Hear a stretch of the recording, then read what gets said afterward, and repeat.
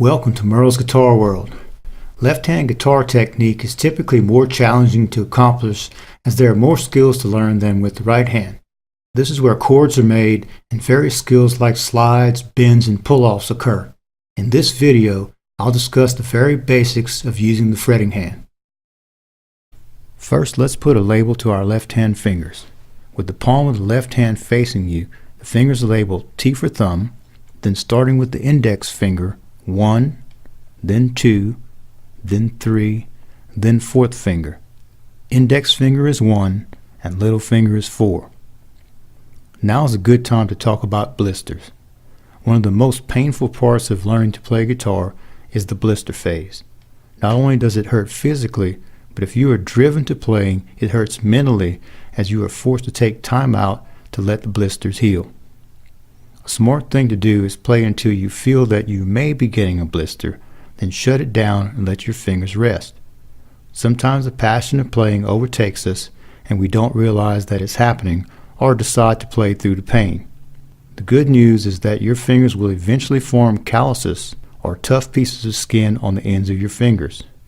I have lost more skin from the ends of my fingers than I like to think about from the early days of playing. Now there may be some minor skin loss, but never a blister. That hasn't happened in years. This is what the end of my fingers look like now. When fingering notes, they should be fingered just behind the fret when possible.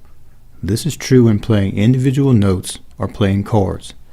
Some chord forms make this impossible, but it's good form to do so when you can. Never finger a note directly on top of a fret, since this can cause string buzz or cause the next fret position to be sounded by mistake. Use enough pressure on the strings to make the note sound cleanly. As a beginner, this will be a challenge at first, but finger strength will come with practice. Thumb position can be a heated conversation among players. If you speak with classical guitarists, they insist that there is only one proper way to place the thumb, and that would be the end of the thumb directly underneath the neck, with the wrist bent over so that the other fingers can approach the fretboard almost straight down. In all fairness, this does allow for maximum fretboard reach and the best chance of playing strings cleanly without an adjacent finger muting a string by mistake. Even though this may be the case, I personally find it uncomfortable to always hold this position, but sometimes it's necessary. In order to successfully achieve this playing position, the guitar neck has to be held high almost at the shoulder. The other extreme would be the rocker guy with his guitar strung below his belly button with the neck positioned in the hand as if you were grabbing the guitar by the neck to pick it up. This places the thumb on the side of the neck rather than underneath and does offer some limits to what you can do on the fretboard. When I play, I use a combination of both worlds.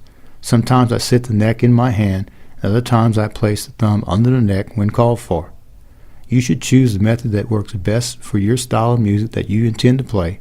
I recommend placing your thumb underneath the neck since this will allow better finger reach and less chance of muting adjacent strings.